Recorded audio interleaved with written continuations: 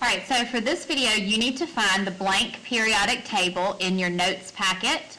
You need a lot of highlighters, or color pencils would really be preferable for this. And we are going to color and draw all over it, and this is going to be sort of our starting point. So the first thing we want to do is draw the stairs on our periodic table. They divide the metals and the non-metals. So you're going to label the periodic table at the top, and make the bracket up here that you see going all the way from the 1 to the 13, and label that the metals, and then over here 13 to 18 and label that non-metals. Then along the stairs we are going to color or highlight our metalloids, and that is going to be boron, silicon, germanium, arsenic, antimony, tellurium, polonium, and astatine. Notice that we are intentionally leaving out number 13, which is aluminum. Feel free to pause the video at any time to catch up. Then we're going to label our vertical columns. Those are called groups, and the periodic table has 18 groups. Group number 1, remember, are the alkali metals. They are the most reactive, with francium being at the bottom, which is the most reactive metal. They react violently in water. Group 2, those are the alkaline earth metals. Groups 3 through 12 are sort of the middle of the periodic table. Those are the B groups. 13 through 17 are over here. 17 is the halogens. They are a very reactive group of nonmetals. And then group 18 are the noble or inert gases. They are inert, which means they are unreactive.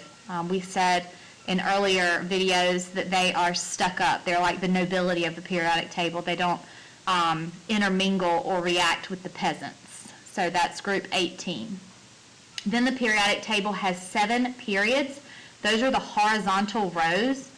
And my memory trick for that is how the title is written horizontally, the periodic table. See how the word period is in there, and it's written horizontally. So the periods are horizontal.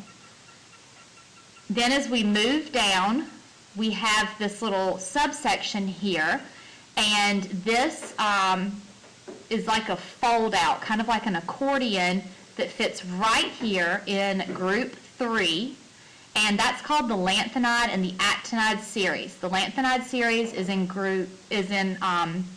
period 6, and the actinide series is in period 7. The lanthanide series starts with lanthanum, number 57, and the actinide series starts with actinium, number 89. Then we're going to move down, and this is where we're going to add even more color and labels. So on the same periodic table, you're going to label group 1 as the alkali metals, color, highlight that, and put this label there. Group 2, alkaline earth metals. Group 3 is B group, or transition metals. That's kind of like the big center of the periodic table. We already have the metalloids done from at the beginning of the video. Here are the halogens in group 17. Astatine is both a metalloid and a halogen. And then group 18 are the noble or inert gases. So all of these should be labeled and colored as you see here.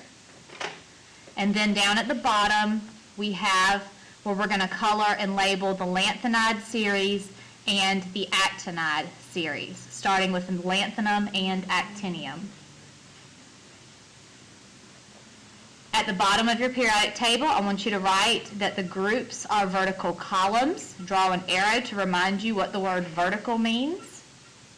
And that the periods are horizontal rows. Draw an arrow to remind you what the word horizontal means. And then, as a little bit of practice, we're going to find these elements on the periodic table and say what groups or periods they are in. So you'll make this little chart on your periodic table, find some space. So the element iron, Fe, find it on your periodic table. It is in group 8, period 4. It's kind of like playing the game Battleship, where you find the coordinates of where it's located. We would say that iron is a metal, if we had to decide out of metal or non-metal, and its special category is it's a transition metal, or we could call it a B group. Cesium, CS, find it on your periodic table. It's in group 1, period 6. We would say that if we had to say if it's a metal or non-metal, it's a metal. And specifically, it is an alkali metal because it's in group 1. Chlorine, Cl, it's in group 17, period 3. It is a non-metal, and it is a halogen. And uranium, U, this is a tricky one because it's part of the actinide series, and everybody there is in group 3, period 7. It is a metal, and its special category is the actinide series. So finish this up. Make sure that you have drawn and labeled this chart on your periodic table as well, and let your teacher know if you have any questions.